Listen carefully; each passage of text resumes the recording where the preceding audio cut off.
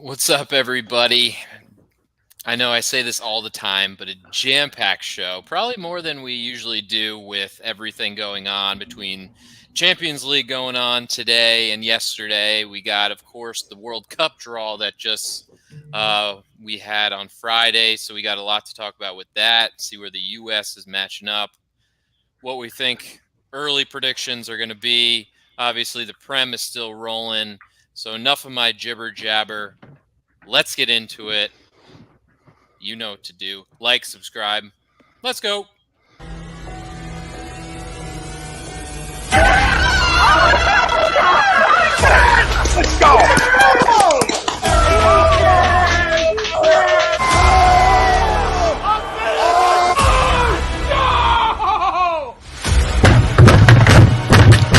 This ain't the fuck like this game can he stink. Oh shit! It's gone.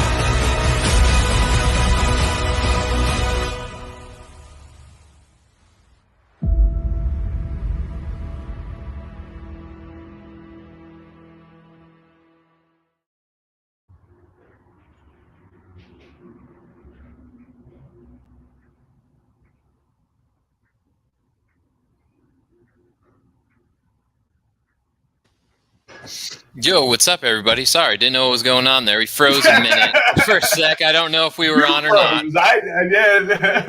Oh, I was just hanging out. But what's up, everybody? Kicking it stateside, back again, live here on A2D Radio. Adam Modig, Brian Wheeler, back again with all the great topics from around the world of soccer. Crazy show today, a little bit more than normal, which is hard to say because I feel like every week there's an insane amount to talk about. But this time we throw a little bit more into it. Obviously going on currently, we have Champions League going on. We have Chelsea losing at home to Real Madrid, 3-1. That's currently in the 72nd minute. We have Villarreal playing Bayern Munich, tough at home, which again, 1-0. You know, I think if you're Bayern, you'd be pretty happy going back home with a down 1-0. It's not wait for the late draw. Just wait for the late draw.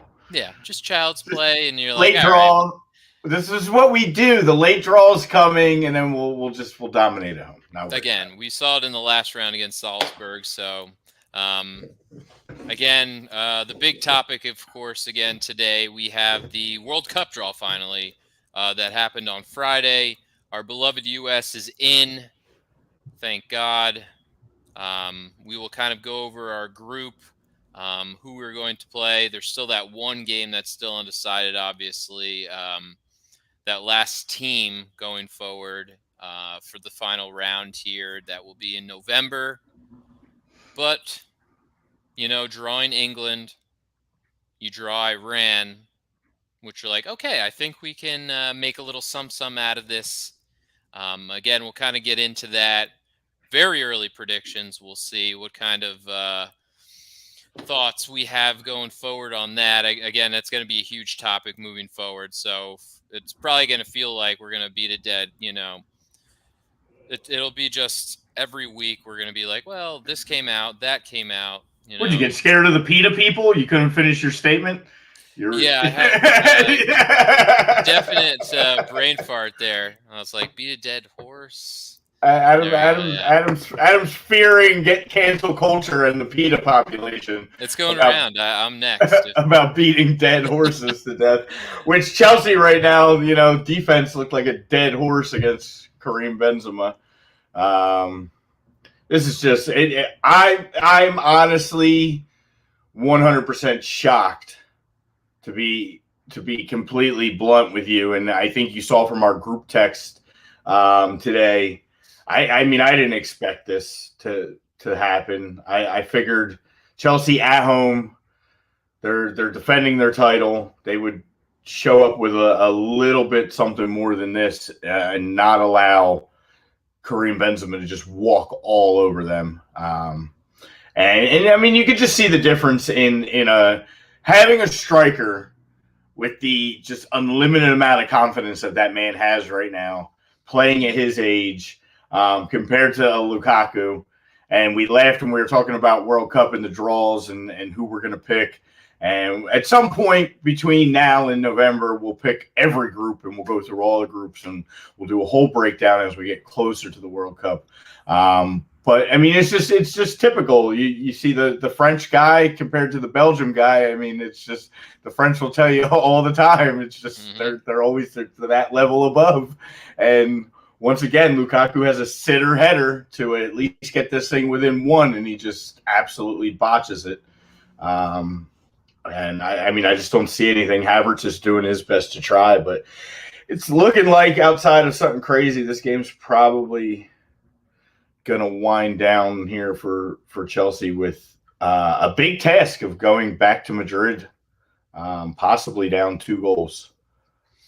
Yeah, I mean, it's not – again, it's hard to say. I mean, again, you throw in the last game against Brentford for Chelsea in the league, and you just get dismantled at home against not saying Brentford's a bad team, but there's no way you should be losing at home to them 4-1. Like, that's just inexcusable in my book. And then you come out today super flat, give up 2 basically right off the bat, and then you give 1 up right after halftime after you literally just had 15, 20 minutes to discuss some sort of game plan, and you just basically gift him a goal. And it's one thing to come out after halftime and give up a goal to just anybody, but to give up a goal to that same guy again, where you had to go in and try to make some kind of corrections in halftime in the locker room, and for that to happen, that's just I don't know if it's your boys losing the team, losing the players, if they're tired. I don't know what the deal is right now, but they definitely look like a shell of themselves in the last couple here. You're lucky Arsenal shit the bed this Monday and didn't pick up those 3 points, because they'd be creeping in on that 3rd place spot from you guys a little bit. But unfortunately, we couldn't handle our business. So, hey, Danny's back. That's good. He has to check in on my demise, I suppose, when I'm down the most, you know. Yeah. He's like, well, before we go any further into the show, I know Adam opened up the show with letting you know our great doc, our show sponsor, Dr. Paul Vidal. Check them out. 2 locations, Burlington, Cherry Hill. Make them yours. SpecializedPhysicalTherapy.com, as you see on the screen there. We're also sponsored by All Campus, home of the A2D ramp booth, giving you 20% off everything in the store, including hats, shirts, team cornhole sets, but you got to be a subscriber. So like we always say, like, subscribe, click it. Got to prove it when you're down there. We need more subscribers from our show. Yeah. To start getting on that. We need you to step up, subscribe, get up on that. And if you're local to either the PA or Jersey area, head on down to Ocean City, New Jersey. Check out All Campus. Back up and running. Things are good. So without further ado, I guess we can continue on in our Champions League talk. We did have 2 games yesterday. The big mighty Liverpool. I mean, what can you say? They handled their business. They come out on the road in Portugal against Benfica. They get 2 in the first half. Sadio Mane just continues his hot streak around the world right now. Benfica gets 1 back early in the second half, but Liverpool gets that big one. We were just talking in this game, and hopefully, you know, for you and your Chelsea side, maybe you can pull 1 more back here. But Liverpool adds that 3rd one on a nice goal by Luiz Diaz. He's really getting into form now. Yeah, he really is. He's a solid player, and he's been really good for them. And they are currently they're gonna head back to Liverpool up 3-1. Really, I mean, it would take a monstrous collapse for them not to advance at this point. Right. And we got a little Benzema is the best 9 in the world, right? Yep. I mean, right now, I don't know if you can argue that. The guy's been what they say, he scored in his last 7 games, right? Yeah, he's an absolute form. And I feel like we talk about this all the time, that, you know, it's been a hot button discussion, like, you know, he's getting a little bit older. But he still is so good. And we're talking about, who's going to replace him eventually at Madrid. Is it going to be Haaland, Mbappe? I'm not sure any of those guys are going to be replacing him in the next few years if he keeps doing what he's doing. Yeah, he's looking. I mean, he's looking irreplaceable, and at this point, there's no reason to move on from the guy. He picked up the Jamie Vardy syndrome, and he's just aging older, right? just aging like fine wine at this point, and the guy's just absolutely dominant. And hell yeah. Yeah, what's up to everybody chiming in early? Tommy, got B Willie, what up, dude? Dan, of course, what's up, good sir? Bu checking in, saying, well, obviously Benzema, the best number 9, and Jakey. Good to see Jakey. Yeah, it is good to see Jakey. Sorry, I was mid thought when you said that. I did throw you off. Always good to see Jakey. Yeah, I miss when Roman was my dad. That was pretty sweet. Yeah, I mean, obviously, I don't think this has. I don't think it has much. From a player's perspective, I would think they could give a shit less, to be honest, about most of it. It's all media driven. As long as that paycheck is coming in. Yeah. Because obviously these guys wouldn't be out there if those checks weren't finding a way in somehow, some way.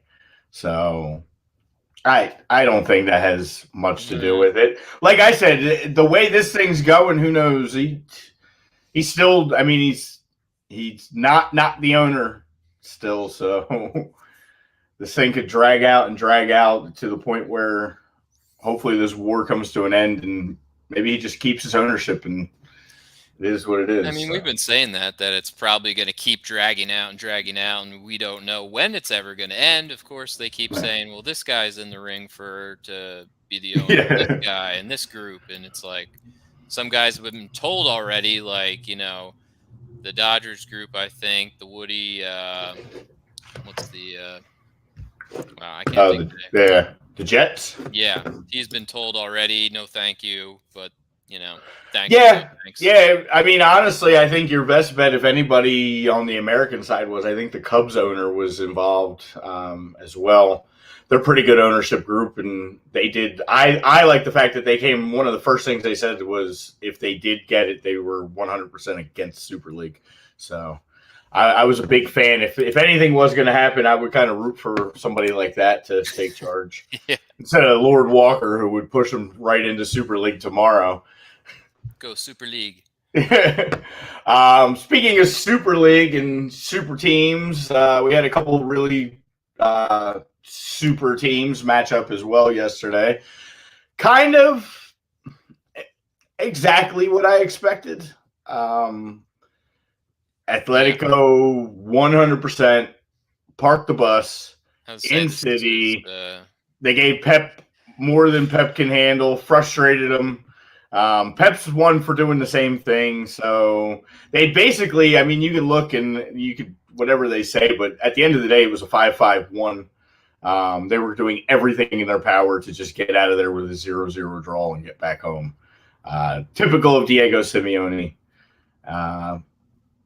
But unfortunately for them, DeBruyne broke that. And I was going to at you in the group say, do you think he's still not that good? Not one of the best. I was going to say, you still think that, KDB? Well, let's and like the shit I was just talking earlier about your boy Lukaku. Well, let's talk in November. Let's see how he shows up in November. That's true. The Belgians need to show up on their national stage here.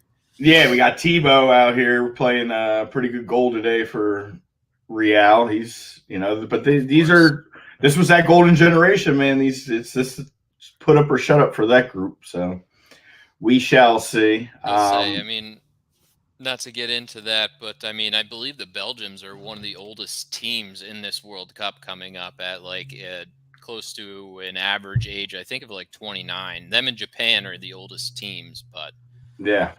So it's their time, man. It's pretty much nut up or shut up. They do a lot of talking with off the field and with their club teams, but can they all come together at some point and win a World Cup?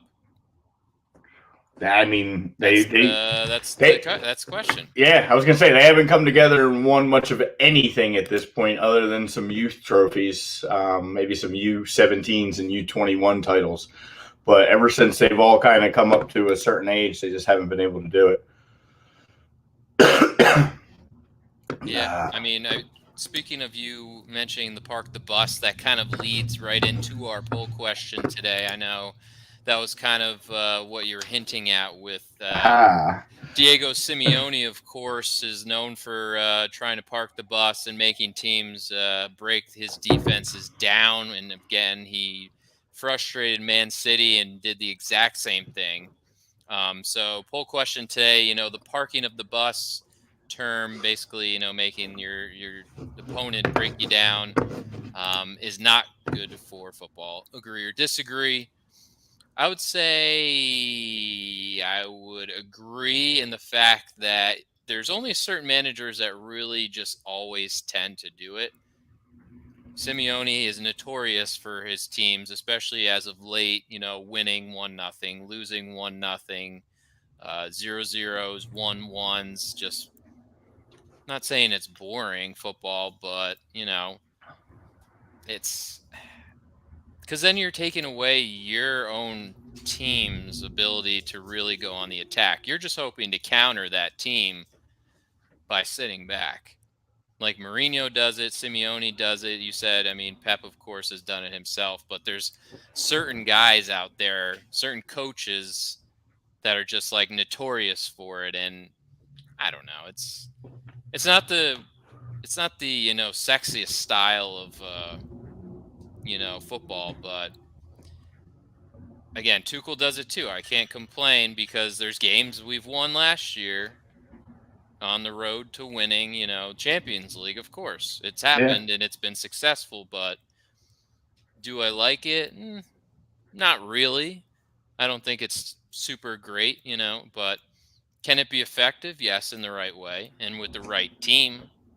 Yeah, you got to have the personnel for it, without a doubt. The coach obviously dictates a lot of that. Do I think it's not good football? I would say I disagree. Is it boring football? Absolutely. Is it when you get a game like that? That's the game where I won't. When I saw that come up on the schedule, and I had to if I was going to go on social media and try to pump up our sport to the casual fan, I would definitely have leaned everybody towards the Liverpool game and not this game, because a casual fan that doesn't really love soccer yet and is just tuning in for one of the first times, and these are supposed to be two of the best teams in the world as advertised, and you get a game like that, you're going to be a little disappointed, I think, and you're going to be like, see, this game's super boring. I fell asleep on the couch. They sat back and played defense for 87 minutes or whatever. But at the end of the day, it serves a purpose. It's dangerous because when you get into the park the bus mode, if you concede, it's hard to then get out of that mode. And that's what happened to them, conceding in the 70th minute. You can go in and make all the changes you want, but you've already got the guys in that vibe. And it's really hard to come back and get that equalizer sometimes when you play that kind of ball. So I don't think it's bad. I don't think it's bad footy, but I just don't think I think it's extremely boring footy. So yes, I am back.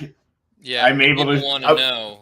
And Joey said, it's nice to see you out of Facebook jail. And then Dan said, when will you be back in? I really didn't think I was going back in this time. This was apparently a post that was dug up and they're just really hunting. So I was really doing my best to behave because it hinders my liking and sharing of things. And, but I don't know. I don't plan on going back. So, but you never plan for it. It just happens, Daniel's back with us. Sorry, buddy, I missed your thing there too. Yeah, you're going on your thoughts, so I didn't want to interrupt you. Oh, yeah. Did Arsenal blow a great chance to keep their 2 games?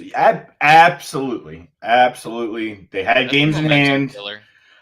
Big momentum killer. Now, again, it's the Premier League, and like Eric drove me crazy because he like immediately like, how did Arsenal lose? Like, then like if you have to ask that question, I love you, anybody, but like you don't watch enough because anybody can lose. You know, they talk about these any given days, any given whatever, but like you're going on the road to a rival. You haven't played in like 23 days as a unit.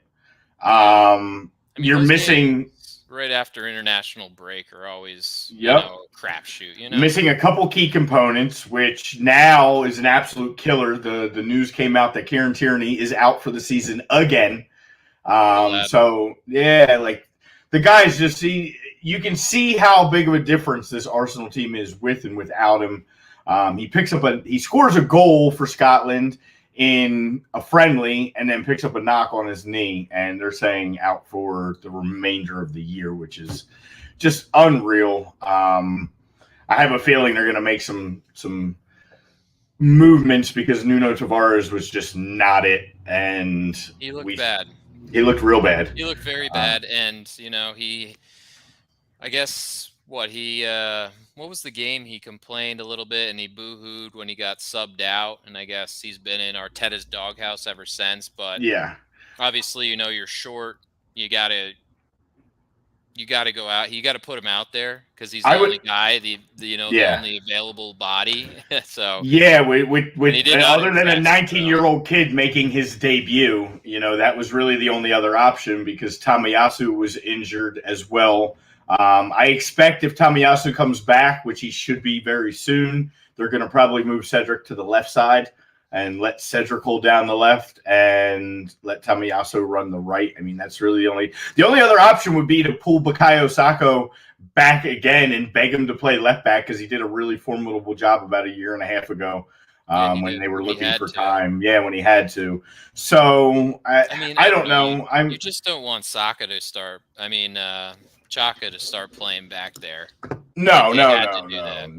We definitely don't need that. He's looked a lot brighter when we're able to get him forward a little bit and keep him out of that. So, question, boys, my MLS ratings are higher than NHL. We had that. That was a debate I saw, I think around Christmas or New Year's, where it seemed like the MLS was creeping up or surpassed the NHL, possibly. I'm not sure. Yeah, It didn't already surpass the NHL. It's very, very close. I was going to say, I'd have to look it up, but it is getting closer and closer. I would say day by US, yeah, absolutely. Which is not surprising. You're seeing a lot of these big international stars from big clubs around the world coming into the MLS. You're seeing academies blossom and these young kids coming from, club academies, Dallas, Philly, Red Bull, and they're going to play overseas. So you're kind of spreading that seed over there too. Yeah. So, yeah. And now you got all the streaming sites, so people are watching more ESPN international clubs. Yeah. And that's honestly, even though I live in the United States and I love this game, MLS, I didn't like Red Bull. I wasn't a Red Bull, like legit Red Bull supporter, I would say, till like 2017. I dabbled when, I would watch teams to, like Adam said, guys come over. One of my favorite players from Germany, Schweinsteiger, came over. He was playing with the Fire. So I watched Fire games when I could, but I didn't nestle into a team until about 17 when the league just really started. The brand started to get better, the game started to get better over here, and kind of picked a squad and rolled with it. So yeah, I think a lot more people are starting to do that now. People that maybe not have watched the game as much in this country are really starting to see that it's becoming a better product. And the men's national team helps that as well. We've said that a million times. The better that team does. Qualifying does as well. You're starting to see some of the guys that are in MLS on the international team as well. So you're like, oh, well, what team does this guy play for? And you start looking, and it's I always say you should start, if you're not into it, watch one of the games or go to a game like your local team. Like, Danny go to Vancouver. Not saying he already isn't a fan, but that's like one of our guys at A2D that we've been saying, like, go to a Union game. It's a lot of fun. Like, Yeah. I wasn't a huge MLS guy until, like, the Union had a team and Philly had a team, and I went and, the rest is history.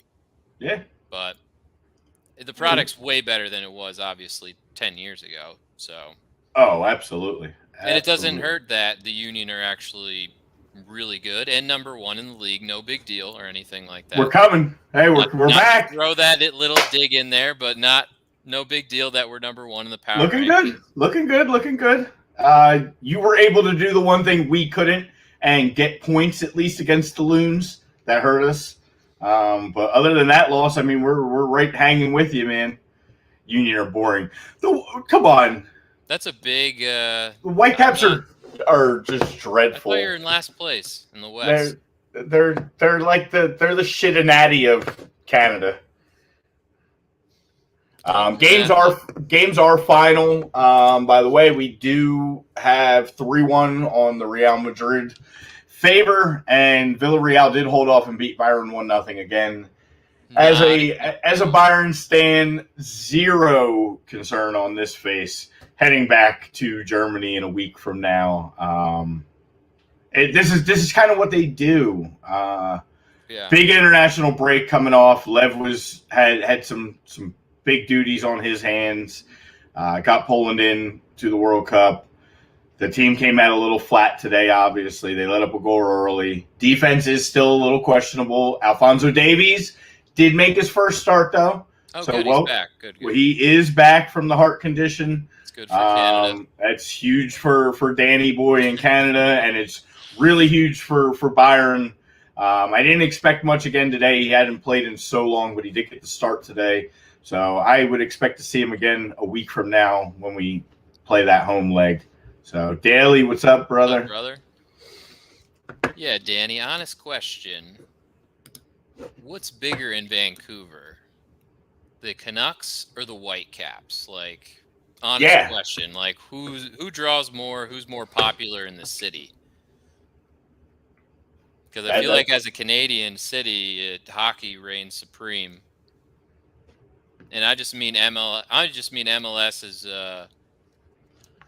more streamed and more popular than the NHL in the US. You got to expect right now, though. But the Canadian Canada's got to be buzzing on the soccer world.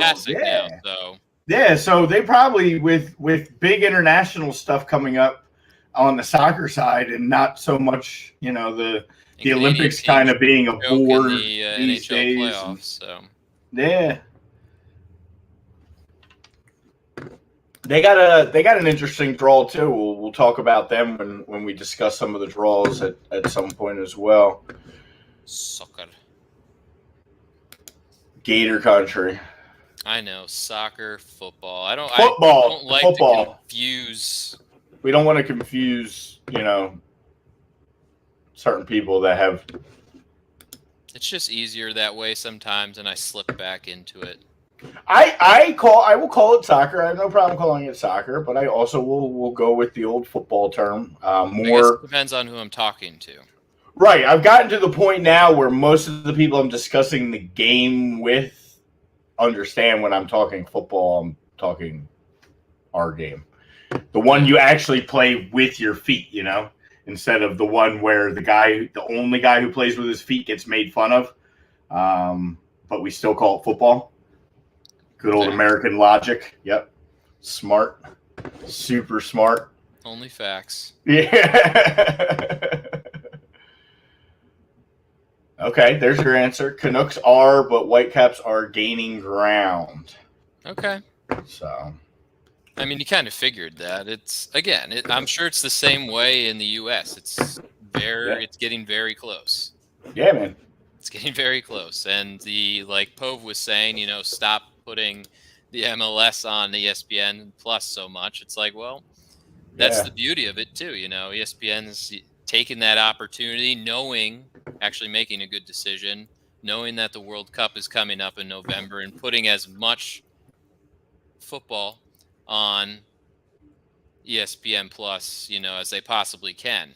You can find it everywhere, all day, every day, all night, all morning. We talk about it, all the way down to the Lamar Hunt U.S. Open Cup at midnight. Those games, and unfortunately, our buddies' team did not advance. They got throttled by New Mexico last night, 5-0. That's what happens, when you have to go up against a professional USL team.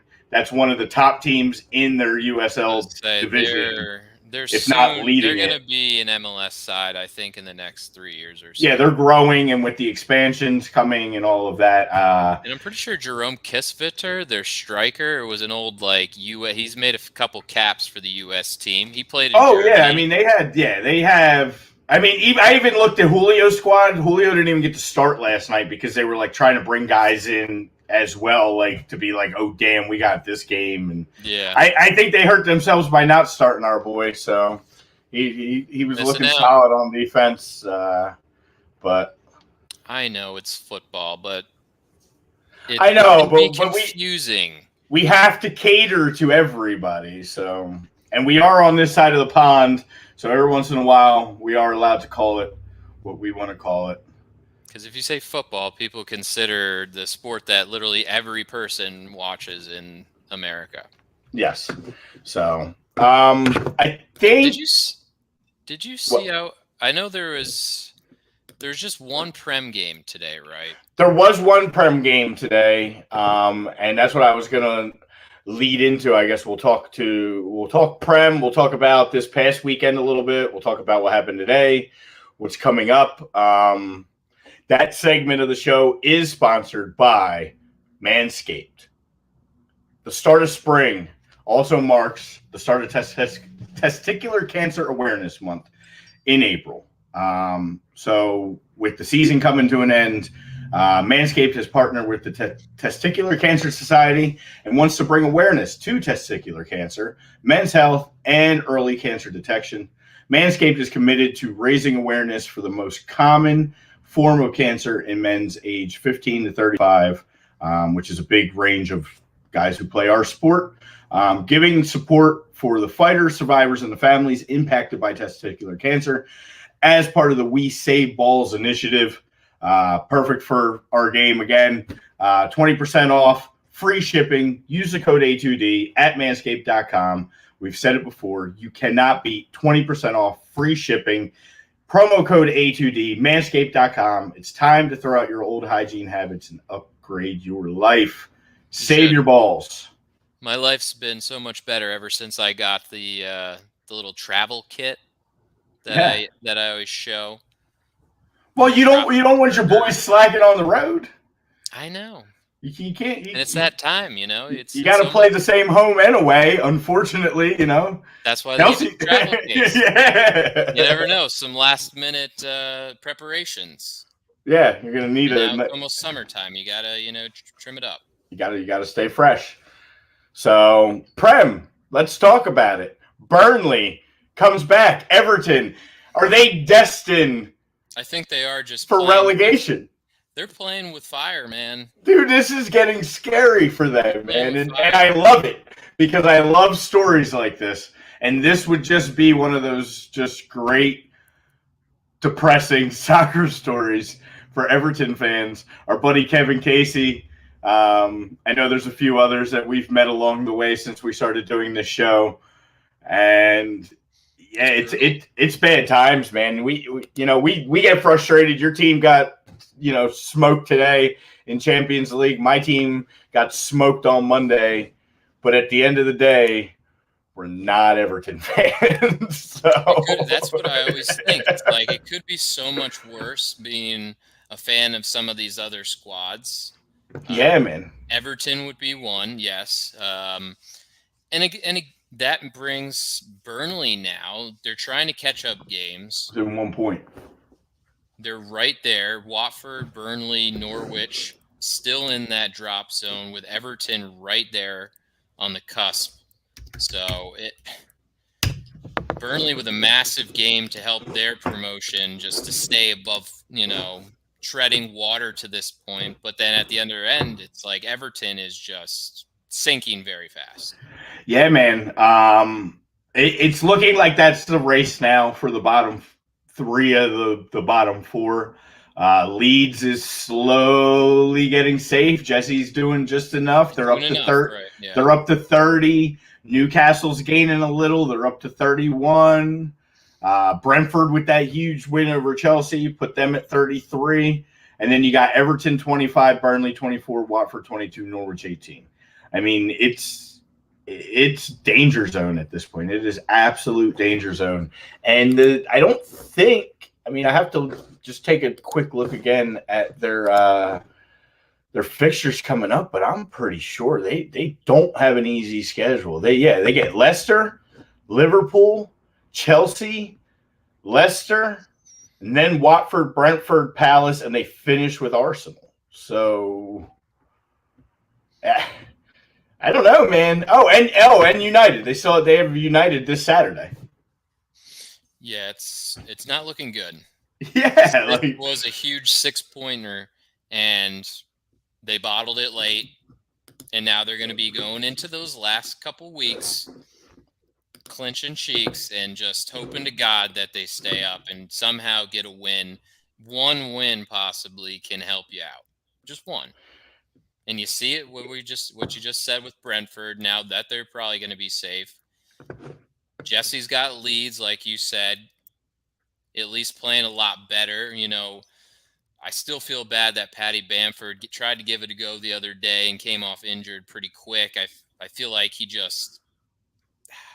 came back too soon. He said he wanted to, help his team out, help him with that, relegation battle. But I think he pushed it a little too hard and wasn't ready. So that's tough. But I still think they're going to be all right. Again, this is going to be the four teams that we're going to see kind of battle it out for the last three spots. I think that's written in there. And if you start schedule watching, Burnley, they still get to play Norwich, they get Southampton, they get 2 with Villa, and they get 1 with Newcastle, with a couple others like Spurs and Wolves mixed in. Watford, they get another one with Watford. Burnley's schedule is by far the easier schedule out of those two. Even Watford could maybe even make a little push on Everton if they're not careful. So this is danger territory. It's fun, I guess, if you're a neutral, or even like our Liverpool fans, the big Everton haters, the Merseyside derby. I know they're maybe rooting, maybe not. It kind of cheapens your next season when you don't get to play those games anymore. When Everton's sitting down there in the championship. Yeah, because again, you just don't know your next time you're going to get promoted. And when you're going to have another Merseyside derby. So it's like, well, this is kind of bittersweet because maybe this is the last time for like 5 years that we'll even have this. And yeah, and a lot of the casual fans don't necessarily understand that either, man. And I heard them trying to talk like pro-rel on like a U.S. sports radio station, one of our local sports radio stations the other day, and the guys were actually in favor of it, which was kind of funny because it was the subject of, U.S. sports and tanking and how all these teams tank now and how you just can't do that there. And they weren't necessarily, they were in tune with the fact that not only do you, lose your league, the bottom of your league, you go down, but I don't think they totally understood the severity of it. It's not just going down once. Teams do the double. Teams never get back. Look at Leeds. Leeds went down and everybody was like, it's Leeds. They'll bounce right back up. It's how long could they go on? And what are they going, 13 years? Something like that? Maybe longer. I know it was at least 13 years since this last come up. So you got to really be careful what you're doing down there. You can run yourself into a bad spot. Danny says, talk World Cup draw. I know you hate the Prem. We're well aware. We're going to talk a little Prem, and then we will finish up the show with World Cup draw. So hang tight. Got to keep you hanging in there. Hanging at the bit. I know. That's what it keeps you hanging. You talk the best stuff till the end, so people hang on just waiting to hear, what we got to say. But I understand. It's an exciting time for U.S. and Canadian, soccer, and with the World Cup coming up, and I think some big expectations. But absolutely, the Premier League is something that's we kind of not talked about too much because obviously the international break the past 2 weeks, and then it kind of comes and goes because we're doing the shows on Wednesday now. So, and there's still, we still have a huge game coming up on Sunday. We have Liverpool, Manchester City. Well, and that's what I was thinking. We shouldn't go too crazy on what happened this past weekend because it was a little ways back, and we kind of all know what happened. So some of the teams that I needed to lose won, and my team didn't. And your team had a tough performance as well, and but we're back into that prime part of the season here. We're winding down, like you said. Huge game on Sunday. Could have complete championship implications. Mm-hmm. I mean, obviously, you're not crowning a champion after this, no matter what. Even if City wins, you can't go on and just say, they're going to be champions. 4 points clear with 6-7 games remaining. But it would be a big step in the right direction. This could be a game played to a draw. I don't know how you feel about the big game coming up. Yeah, I mean, we could discuss the whole Prem coming up. Yeah. Before we get into that game, obviously Friday we kick off. Today's game that we just discussed was a makeup game. Both of those teams needed that game made up, so that was done. Friday, Newcastle takes on Wolves, so they look to keep at home. They look to keep their. Wolves look good. Newcastle had looked decent about a month ago, and I feel like the month of March was not very good to Newcastle. Yeah. Pretty much getting smoked by Spurs this past weekend on the road. They started off fantastic. A Fabian Schär, incredible goal, and then they just, lack of composure and just give up 4 straight, and that's how that ended. And Spurs looking pretty good, I gotta say. I hate to say it, but they do look pretty good. And now they're going to start. Here they come. Here comes Spurs rising up the table. United's kind of like, all right, well, we got to get our shit together ourselves because they're just, draw. I think they might be the new draw kings. I don't know the last time Manchester United won a Premier League game. Yeah, they're definitely leaning that way. So it's It was 100% right for the taking for Arsenal. I think it still is somewhat for the taking. It's still Arsenal is in control of that spot. It'll be a North London derby for the 4th spot. It is. I think that game's really going to come down to it, and I hope that actually, that was the one Spurs rescheduled on us, so we should be the ones pissed off and maybe make up for it, because then we didn't reschedule that game, right? We rescheduled the Liverpool game. So we'll see. That game implications are getting bigger and bigger as the schedule draws nearer. Well, we did talk about Saturday and Everton playing United. That's a big one for both of them. Followed by Arsenal gets Brighton at home.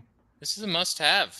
This is honestly, I expected at least 1 point. I thought you got to at least gain points when you can against Crystal Palace. I didn't expect a 3-0 loss. Well, you know what? Laka stinks. He's not good. Everybody wants to defend him. Everybody wants to, and I'm brutally honest. Do I love the guy? I think he's a great guy. I think he's a nice guy. I think he's, I watched that whole game and I was like, he stinks. He's not. He does. He's not a Premier League striker anymore. He's not. He's not fast enough.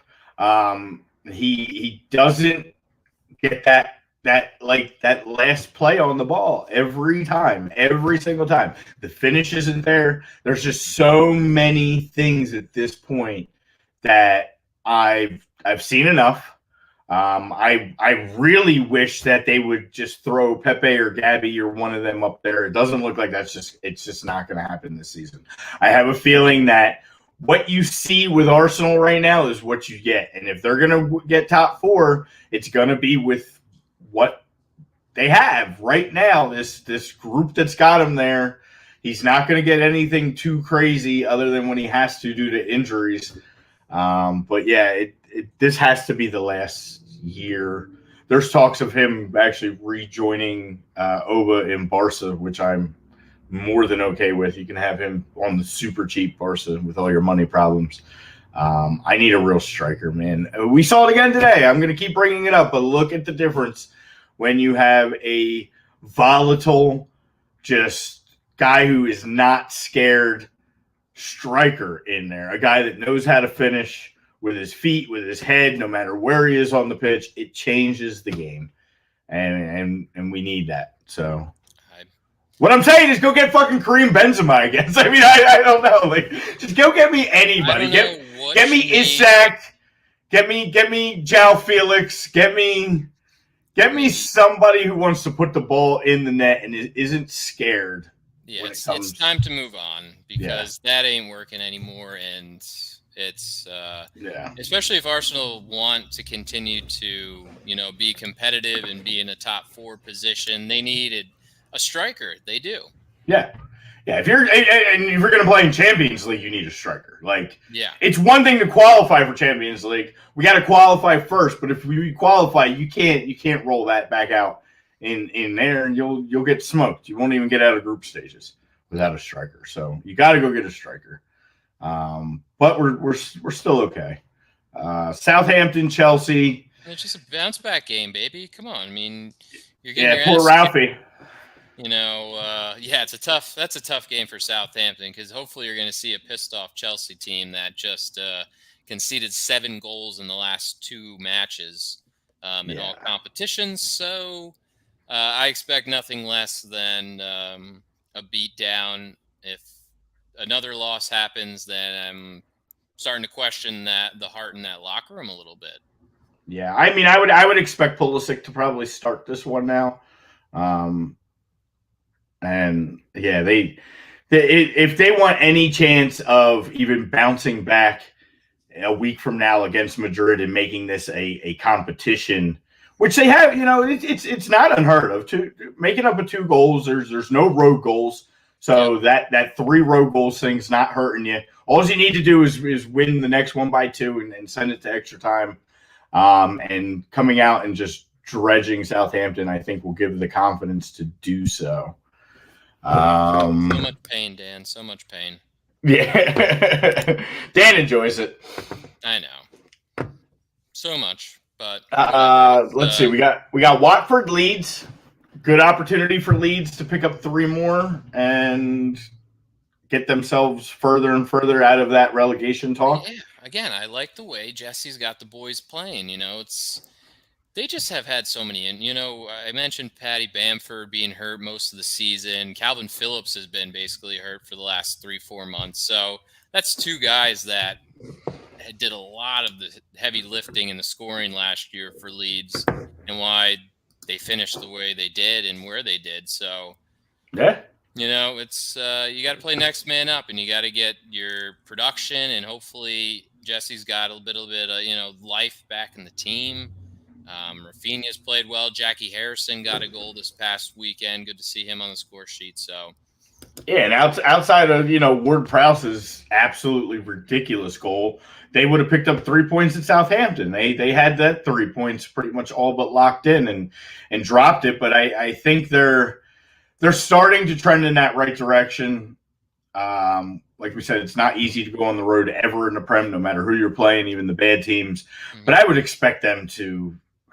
I would really expect them to handle Watford, I think. I just think they're a little bit better team than Watford, although Watford has been scoring. Cucho Hernandez has been solid.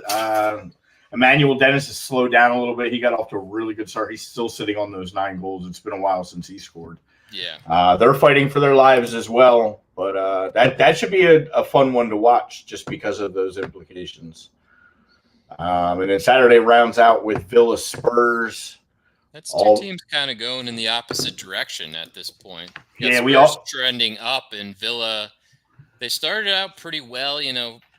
Stevie G, feel like had that little manager bump there when he came in and took over for Big Deanie Smith. But and Coutinho played hard for the first 2 weeks, and then and that's kind of like you got to buckle down a little bit, and once that manager bump wears off, you really see who they are, and have not been great, which is kind of shocking because I don't know. I value Tyrone Mings highly, and Southgate seems to, rate him highly, keep calling him into the team, the English team, but he was captaining the Villa team recently too, so I was kind of surprised by that as well. But they're another team that really needs Ollie Watkins and the striking core to step their game up a little bit.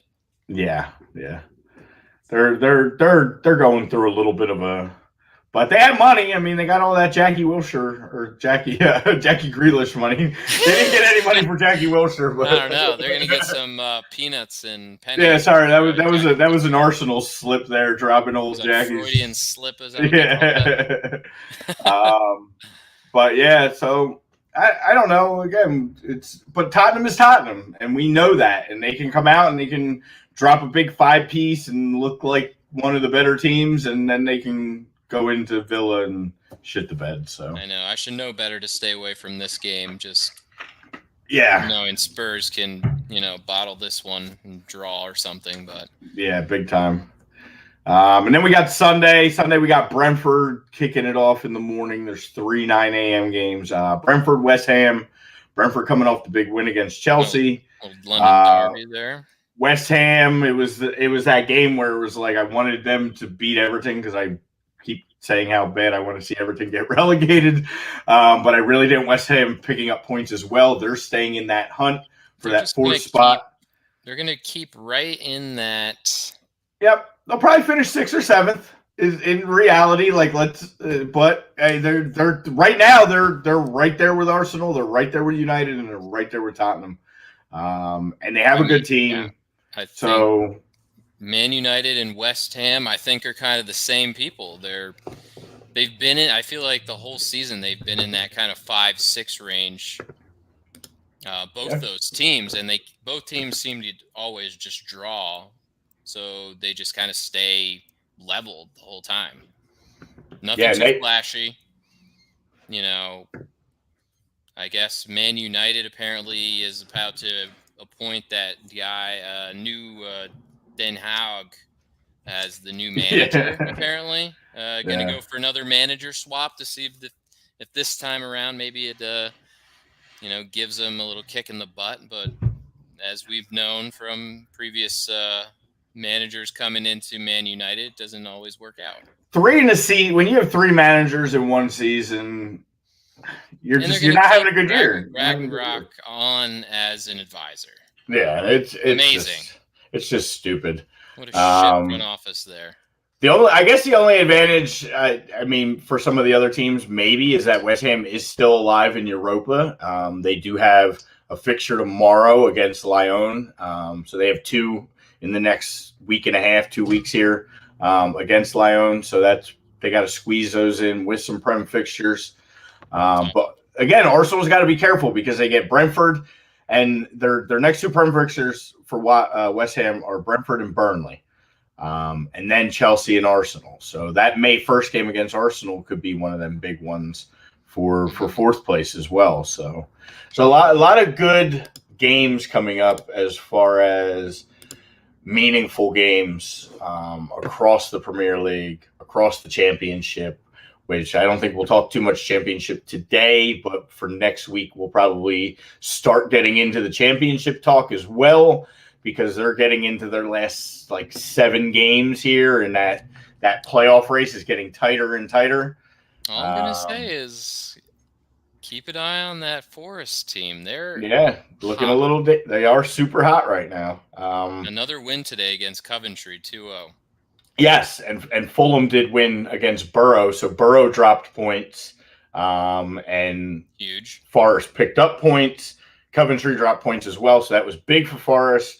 Fulham looks like they're going to lock up that 1 seed. Yeah, Mitro just is the championship killer. Apparently. Yeah, it's like 30-some goals this season. It's absolutely it's absolutely crazy what that guy funny. does. They just do the same thing the past 4 years. It's like they're up, they're down, they're up, they're down. Yeah. Great championship side, just can't put it all together. Nope. Just poor prem performances, but it'll be good to see him back. So, Marco Silva back. Yeah. Oh, great. Yeah. So, what else? We got Leicester Crystal. Don't really need to talk about that one too much. Leicester's just being average. Crystal, and I'm not saying that because they just smoked Arsenal. Crystal, the second half of the season, Crystal Palace has actually been one of the better teams in the Premier League. Patrick Vieira shut me up after I said he's not a good coach. Yeah, he's done a pretty good job with these guys. Conor Gallagher's fantastic. Gallagher. I really hope Chelsea don't try and outsmart themselves like they usually do with these academy kids, and just bring the kid on. It's not, and not to get off topic, but it's absolute bullshit that he can't play for Palace in that FA Cup tie against Chelsea either. Like that rule needs to just go. If you want to loan a guy out, you want to loan out 37 players, and you want to loan them out to teams in your league, then guess what? You got to play against them when the time comes. I'm done with that rule. I don't care where you want to loan them. If you loan them out and it just happens to be a team in your league and you have a fixture against them, you got to play them. They got to kill that rule, because that's just bullshit. That's like money laundering. It's absolutely just it's ridiculous. It's absolutely ridiculous. That's the reason why they do it, because they know they can't play against them when the time comes to be. I know, but they need to change that rule for Champions League. They need to change that rule. They need to just completely abolish that entire rule, especially with the landscape of the way things are now. And I felt that way. It had nothing to do with this game. I know there was some thing Eddie sent about this Arsenal fan complaining about it and how Chelsea seems to have that going. Arsenal loans out a lot of guys too. They just don't happen to loan them within the Premier League as much. But yeah, it's that's a rule that's got to go. But yeah, that kid's good, man. That kid's really good. Yeah, and even Mark Guéhi. Yeah, starting center back, the Chelsea lad.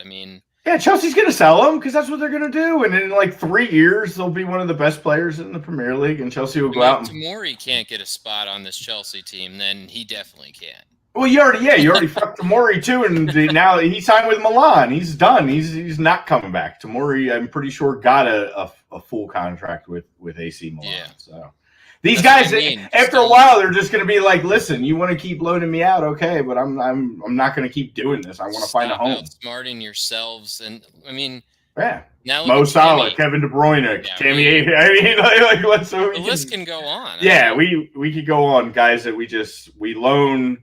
We don't give opportunities to. And then they flourish wherever they are.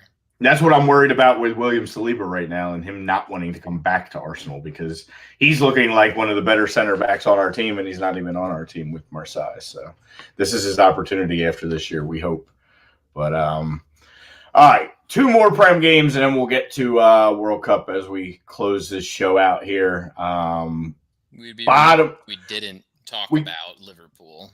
Yeah, well, let's just get the bottom feeder one out of the way real quick. We got Norwich Burnley. That's actually a huge game now. That just puts all the more pressure on Everton to win. Yeah, at some point. It does, because most likely Burnley's going to go into Norwich and get 3 points, because Norwich is that bad. They're not even at 20 points yet this year. That's correct. That pretty much, if Burnley goes in there and wins, that pretty much signs the fate of Norwich, that it's done. Yeah. Like you and I call for, sometimes they need to just make that move ahead of time. Like, this would be the perfect time now to just pull. Like, they should do, when it's mathematically, they should just send Norwich down for the rest of the year, bring Fulham up for the rest of the year, and that goes into next year too. But that just gives Fulham a chance to get a little warm up against who they're playing against next year, because it's just inevitable. Norwich belongs down there. they're going to do the same thing probably again next year. They're not going to get rid of everybody. They're going to keep all these guys, and they're going to be too good for that league and just won't do anything to fix themselves.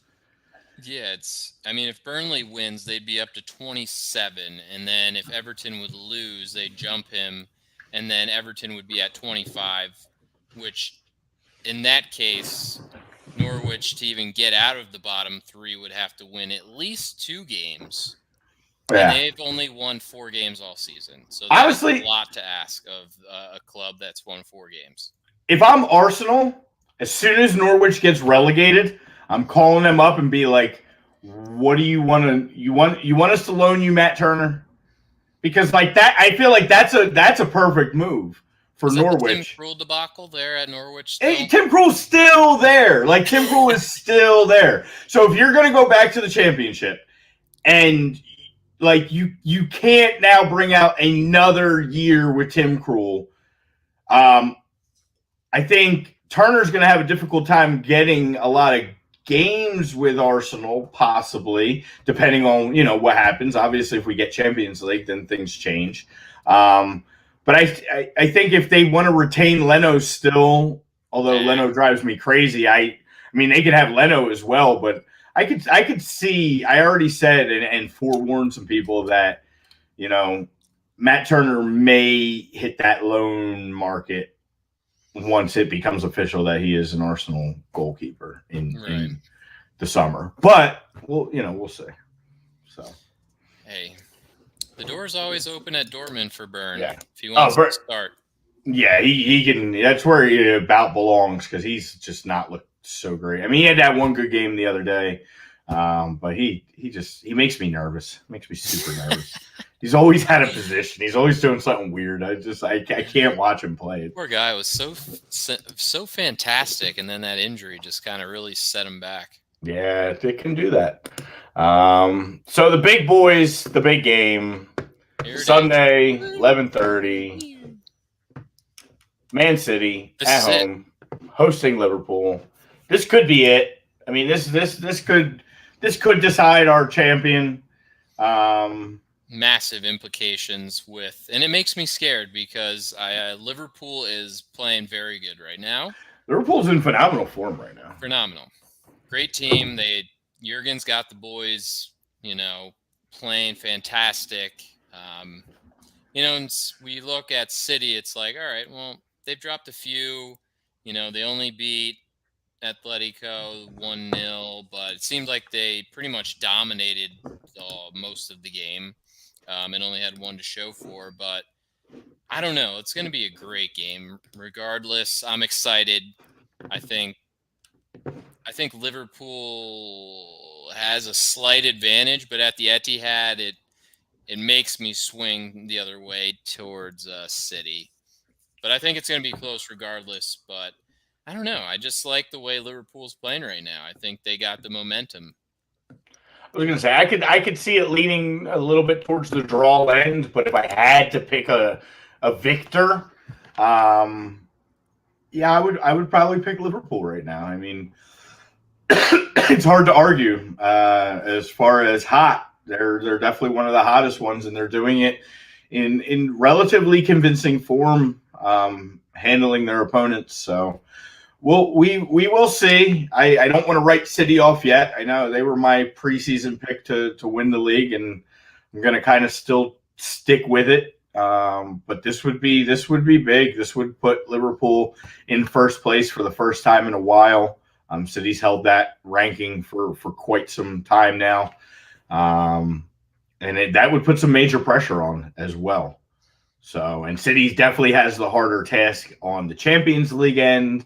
So everything's leaning a little bit more Liverpool than City on both sides of competitions right now. But we'll see. I don't count Pep out as a manager. Liverpool's just got a lot of fixtures left, in the remaining schedule. They still got, the Benfica second leg. Then they got the FA Cup semifinal game against City. Yeah. Then the following weekend on the 16th again, those two teams will face off in the FA Cup semi. Then they got United twice. then a Merseyside derby. You got Spurs, Newcastle, Villa, Southampton, Wolves. Yeah. So they finish easy. So like this is huge for City because Liverpool gets a couple easy ones at the end of the year there. So City's going to want to get all the points they can now. And City has Brighton, Watford, Leeds, Newcastle, West Ham, Villa. So City has the definite easiest remaining schedule in the Prem. So big game. Yeah, big game. But, I mean, the reason why we're probably all here and who have stayed on to watch this is we did have a World Cup draw this past Friday. Thank God it is here. We know who we're playing. We can start planning out, what we're going to do, how the path's going to get there. The USA, we draw Iran, we draw England, and then we're still waiting on that fourth and final team. Obviously, with the whole thing going on in Ukraine still has to play Scotland, and then the winner of that would have to play Wales, and then that would determine that fourth team. So, I mean, I don't know, man. It's one of those where if you said we would draw Iran and England and possibly, one of the three teams that I just mentioned, I would be pretty okay with it. I was excited. I texted you guys when the draw was happening. And out of all those teams that were remaining in that last part of that pot, I wanted that European qualifier team.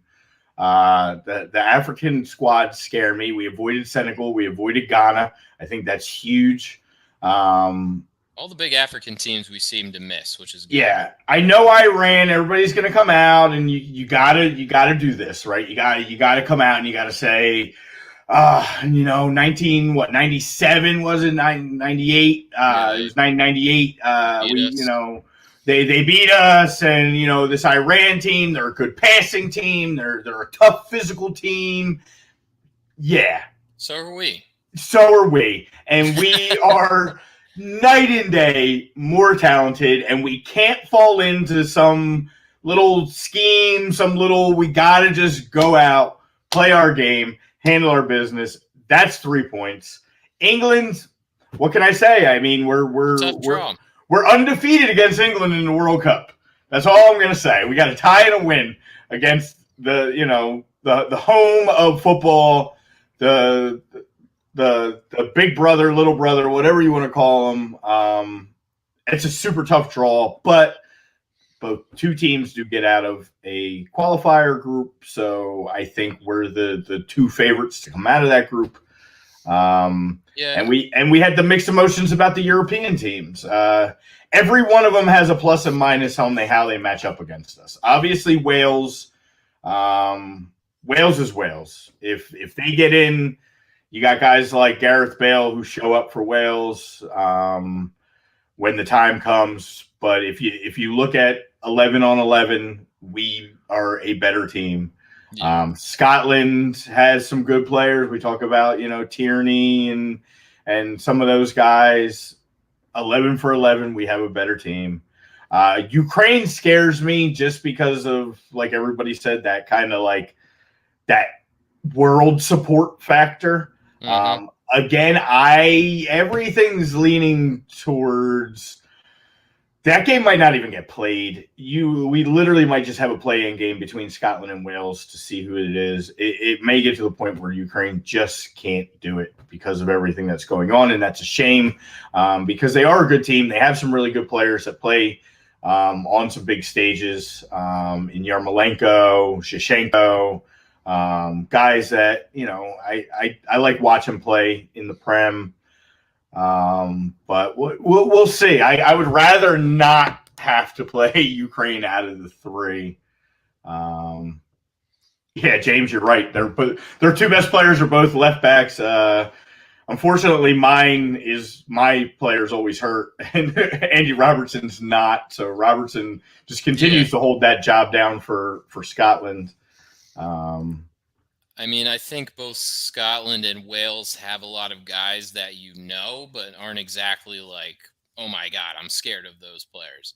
Yeah. Wales has, Bale and Aaron how Ramsey. he plays Okay. for Bale, or how he plays for Wales. Like, he always plays good for them. And, you have some guys that are familiar, like, your Foden from Spursy. I know James is familiar with him, obviously. Ampadu.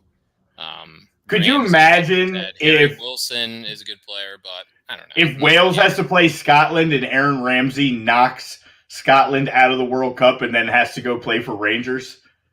Do you think he's going to get the break?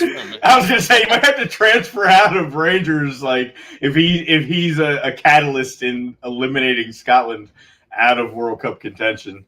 But yeah, it's pretty much. I mean, that group outside of England should be ours for the taking. I mean, we can easily come out here and say that top two should not be too much to ask for and getting into that knockout round. Yeah, I mean, it's like you said, the Scottish team, nobody really scares you, right? Andy Robertson, Tierney, if he ever recovers from that injury. I mean, Billy Gilmore, like McTominay, Che Adams. Yeah. Nothing you're going to be like, I'm super duper scared of those guys that I just mentioned. James does make a good point about not loving the idea of Bale taking on Yedlin, although I'm going to be one team I would probably not want to see out of those three. Well, I mean, let's pump the brakes a little bit in the fact that let's hope that we're not starting off the World Cup with DeAndre Yedlin as the starting right back. I love DeAndre Yedlin. I've supported him. I'm more of a Reggie Cannon guy as far as the second right back. I still think Sarginho is the guy. Same idea, though. Sarginho is not, a shutdown defender by any means. He's more out there for his offensive prowess and pushing the team forward. So that could be a tough matchup too with Bale on him. But I think they would slide that properly with the center backs, but we'll see.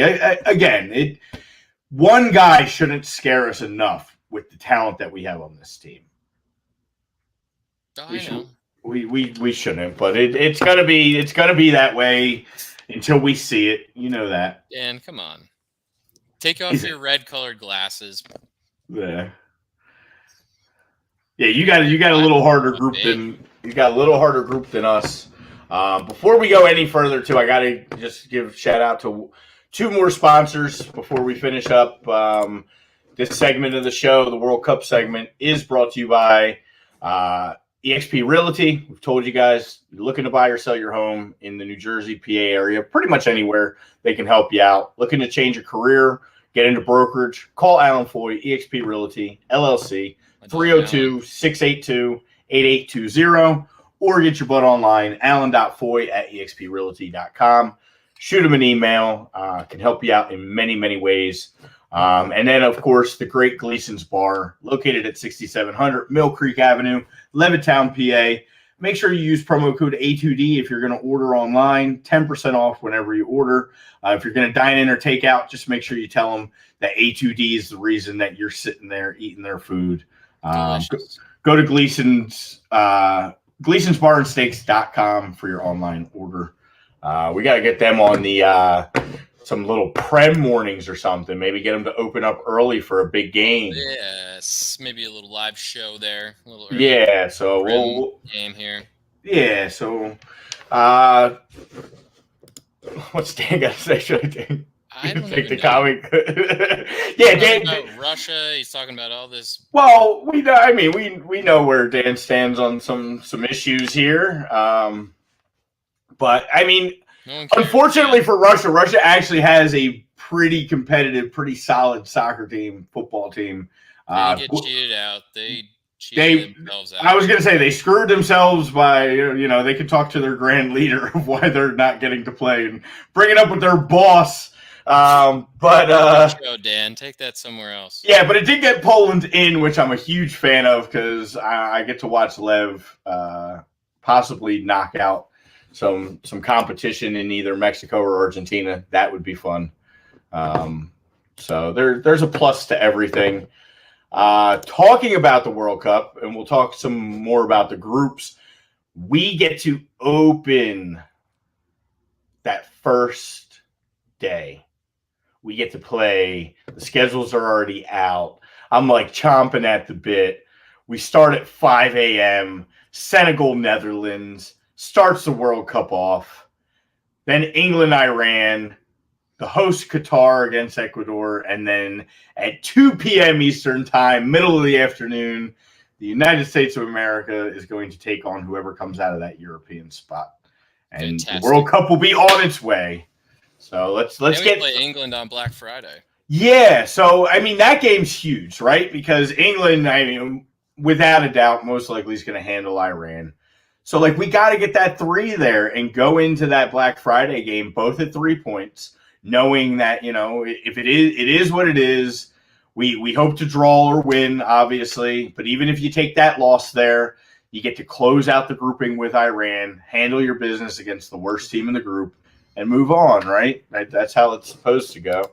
So we will see. Yeah, Dan, that West Coast U.S. is brutal for some of those. I don't know though. I kind of like it just because I'm hate that. Yeah, I did it a few years ago when it was over in when we had the Asia. What was it, Japan or Korea? Mm-hmm. I was literally setting an alarm for 2 a.m. and getting up and watching the first series of games. But the nice thing is your day's like done by 1 o'clock. Everything's you're sleeping. Yeah, everything's over. So, but not Canada team is stupid team. Yeah, not terrible having a 5 a.m. start, I guess, for us, and having some of the mid afternoon games. Yeah, I mean I guess they're not going to be playing any games in the middle of the afternoon over in Qatar, so it kind of skips. It's more the night games for them. Yeah, which makes sense for the temperatures. And early. Yeah, that Black Friday game is also the 2 p.m. game. So I think they're pretty smart in putting the U.S. in that slot. I think all 3 of our group stage we got lucky and drew that 2 o'clock. I think that was the that was the rumor. The last group games are always played at the same time. That's for right. Competitive fairness, but that is a 2 o'clock game. Yes, you're 100% right. That's right. All 3 games are 2 o'clock, which is big for us. And the only thing that worries me is that like that casual fan. Are you going to get that casual fan that's going to not skip the day in the office to sit down and sneak a U.S. Iran game? I don't know. We're going to have to win that to qualify, probably, to get out of group. Yeah, I mean that game is gonna probably have meaning unless somehow we never do anything easy. We just always make it extremely hard. So of course, the chance of us rolling the European playoff winner and England and heading into the Iran game with 6 points and already qualified into the group stage is like, with the U.S. as good as we are, like that's just not how we operate. We're gonna make this fun. If anything, we'll lose to like Wales and then draw England and somehow beat Iran and still sneak through as the second place team in the group. It's just not gonna. It's not gonna go the way points to happen. It's gonna go completely. It's gonna end up being completely different. Absolutely. But since Dan hung tight, we will talk about his boys as well. A well-deserved qualification into the World Cup in Canada. They won our group. They won CONCACAF. They're moving in as the 1 seed out of there, although they were a pot 3 team. They start off with Belgium. We talked about Belgium underperforming. Could we see the typical Belgium underperformance?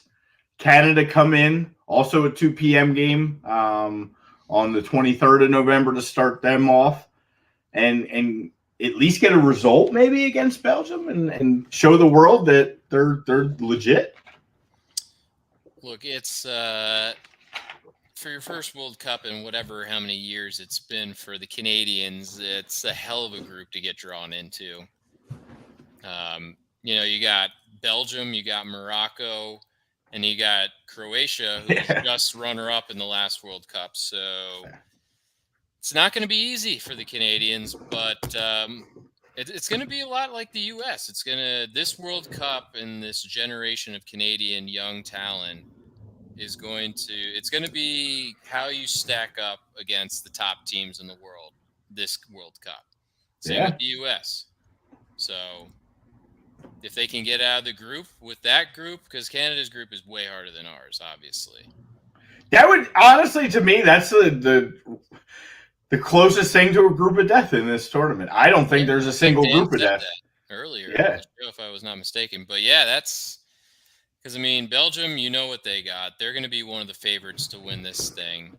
You got a Croatia again, who has probably the last legs of the Rakitiches. And Modric still around. Those guys are going to be on there. That's their last go around, most likely. So you got two hungry teams out there. Yeah, looking to make their last splash in their World Cup careers. And then you got a Morocco team who's a young squad with Hakimi and some of these other up-and-coming young African talents. So I was going to say, they're not just going to – Morocco's just not going to roll over for you. Like, Morocco is definitely a solid team with some pretty good players, Hakimi being the guy that everybody knows. But they have some other good guys on that squad, and they can make things difficult for everybody in that group, not just Canada. Pretty clever, you little stroopwafel, you. Funny. Yes. Like I said, Belgium generally, underperforms just like their chocolates. Everybody wants to rate Belgium's chocolates, but I'm a Swiss guy. If I had to go, one of the two. Another squad that is making a solid appearance in the cup here. They have a tougher draw, but there's some really good. When I saw this draw come out, this was the first draw in a while.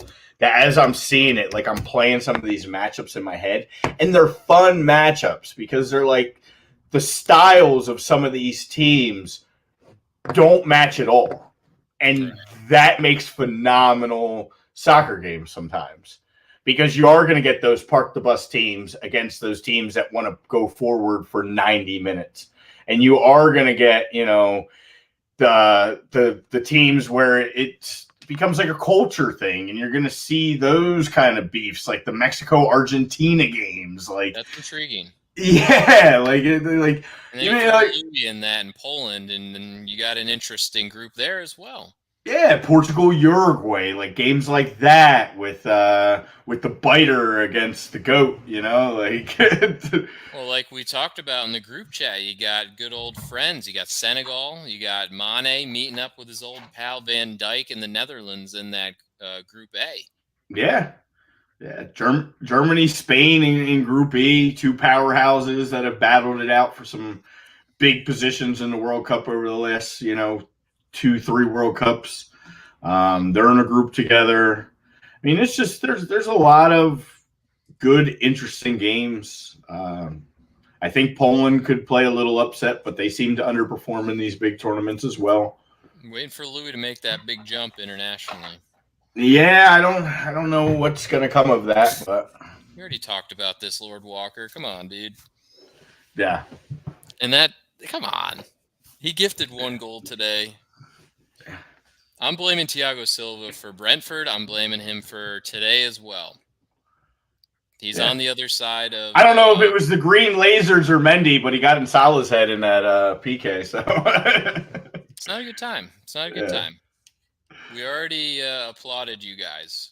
You missed it. But again, you could talk everything that you want to talk, but at the end of the day, until they're dethroned, which might have been this afternoon, but it's not official yet because we've seen it happen a million times. They're still the leaders in the clubhouse. They're still the champions. Yeah. So, head between the tails, definitely right now. Yeah. I don't know. I don't know why you would even bring Chelsea into the Frank Lampard thing. That was just.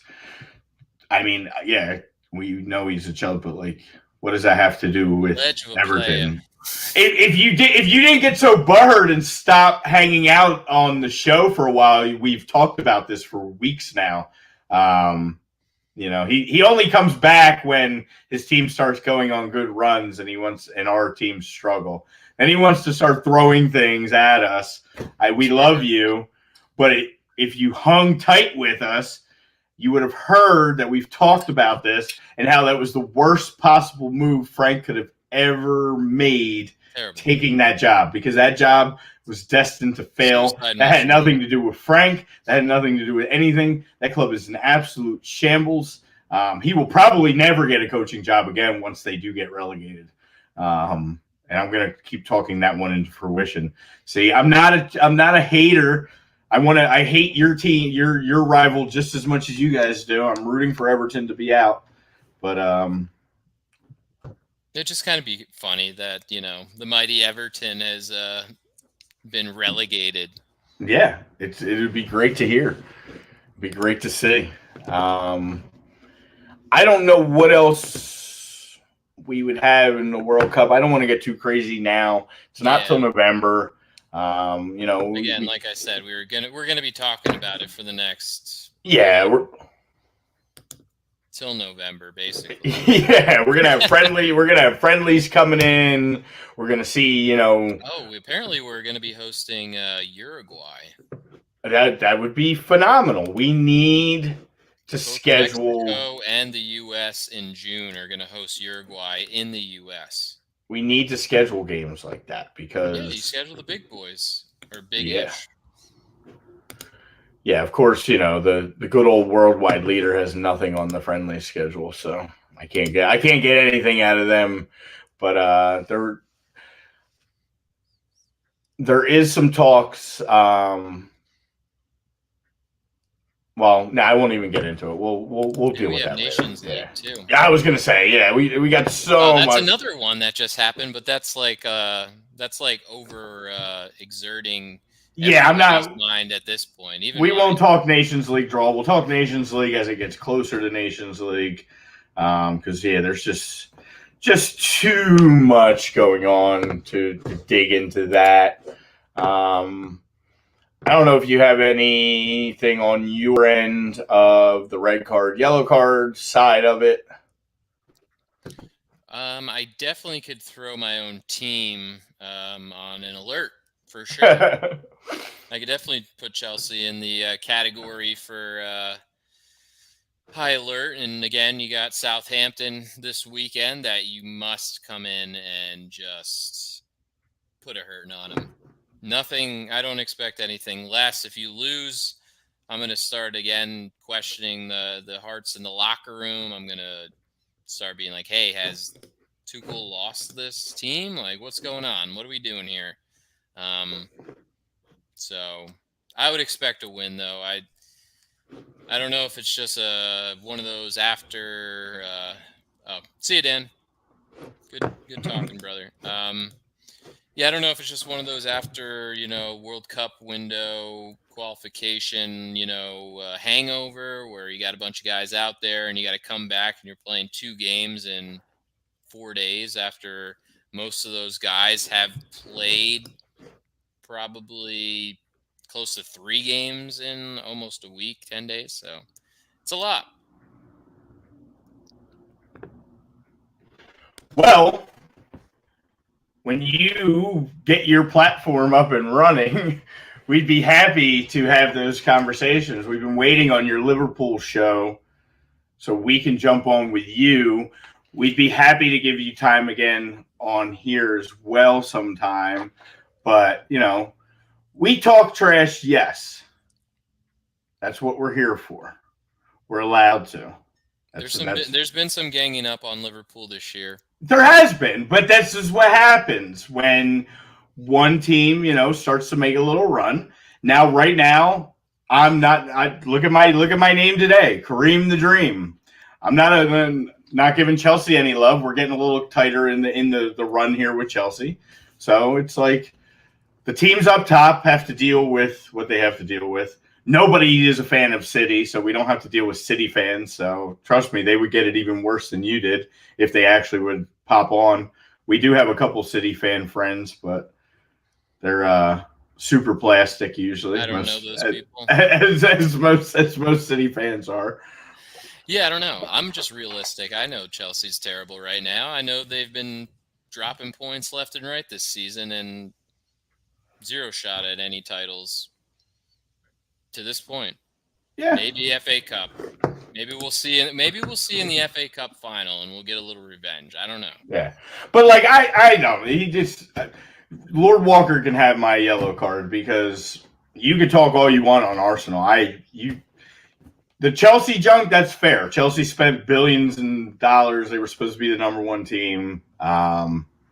You can't talk anything on Arsenal. You talk all you want on Arsenal. Arsenal is exceeding expectations. Way further than could have imagined. Being in the top four race with the youngest team in the Premier League. I said it once. I'll say it again. By far the youngest team in the Premier League. They're doing what they're supposed to be doing. So, like the junk you want to talk, you could talk it all you want, but you went through a building stage, like I said with Klopp. You went through all that. I'm fine with it. I'm not worried about it. We will handle our business. We're going to be right up there with the big boys. So, I said it's going to be a good run to the end of the season. We're getting right down to the nitty gritty, man. It's going to be both leagues. We're excited for. Who's going to get relegated? Who's going to win the title? We got a huge game this weekend, Lord Walker, if you didn't know. Man City and Liverpool, right? Huge game. Yeah. You should be focusing on that and not so much, Chelsea. Don't focus on our downfall right now. Don't take your eye off the prize. That's when you get hurt. Yeah, man. So yeah, I don't know. But City's got the easier schedule, as we discussed earlier, going forward after this match. So it's a big game for the Poo. Big game for the Poo. Definitely. You got a lot of fixtures coming up. So we'll see. I'm excited. I'm excited for the championship promotion. Besides, it looks like Fulham and Bournemouth going to go up again. Oh, God. Here he goes. Chirp, chirp, chirp, chirp, chirp. Clueless. Absolutely clueless. It's been like this year. It's been a lot of animosity between Liverpool and Arsenal. Yeah, and I honestly, I don't get it because, it's like it's not even in that same – it just doesn't matter. It really doesn't matter. It wasn't part of – the plan this year. You could talk all you want. First of all, 8th place isn't fucking happening. So you can throw that one right out the door. I think, hold on. Who picked Leeds? What? Leeds top 6? Yeah. That's what I thought. Leeds top 6, right? They're looking like a real big top 6 club sitting there fighting off relegation. So, I don't need to defend myself. I don't need to defend my team. They're doing what they want. Who did we beat? Oh, we beat West Ham. We beat the other teams. We just didn't beat Liverpool and City. That's it. That's fine. It's okay. We still have another one against Chelsea. We'll see how that one goes. But you can say what you want. Again, youngest team in the Premier League, exceeding expectations. Went from the bottom of the league to the top pretty fast. So cream rises. The cream rises. Even though it didn't look like that on Monday. It was a tough one. You get back on track. Those London derbies are always tough. Tough to go to Selhurst. Yeah, absolutely. And we'll see. You can have your run this year, and we'll see when your little project blows up this summer because you can't keep everybody and everybody's mad and Salah's out, and we'll talk. Have a good run. We will. This is why it's the best time of the year. I like it. It is. I'm going. Yeah. Stupid comment. It was a tough one. Yeah, because that doesn't ever happen. Liverpool didn't lose to Burnley, Chris Wood and Burnley, right? It does happen. Liverpool doesn't draw a team. Yeah, it never happens. Never happens. We want to point things out that are absolutely meaningless at this point. But it's okay. It's okay. Oh man, I know. Sorry. We love them. It's been a hostile banter this season. Yeah, it'll be fine. Keep getting all those gifts through Champions League. Once you play a real team, it'll catch up to you. Don't worry. It's exciting. Yeah. But yeah. I know. Everyone's deflect. But everyone's deflecting. I addressed the issues of my club. Yeah. My club doesn't have issues. We played Striker. we talked about that. We played a bad game. We played a bad game. It was a bad game. Out of a lot of games recently that weren't bad games. And yeah, we're exceeding expectations. So. On that note, that's all for me. Yeah, yeah, man. I got nothing left. Again, thank you everybody for tuning in. We got next week Champions League to talk about. Prem rocking and rolling. Of course, we got the big game this Sunday. City, Liverpool, the clash of the Titans. We'll be talking. Let's go, City! Thank you, Lord, for good to see your shining face back on chat with us. Dan, always good to have him back. Good to Get see those my buddy baby James. blues on. Get those baby blues on. And all the A2D boys, Gator Country for coming in hot. Joey, nice to see Joey, love him. Yes. Daniel and Tommy and Willie Daly, we love you guys. We will see you next week, 4:30 Eastern Time, right here, A2D Radio. Adam Modic, Brian Wheeler, signing off. Later. Later. Love you guys.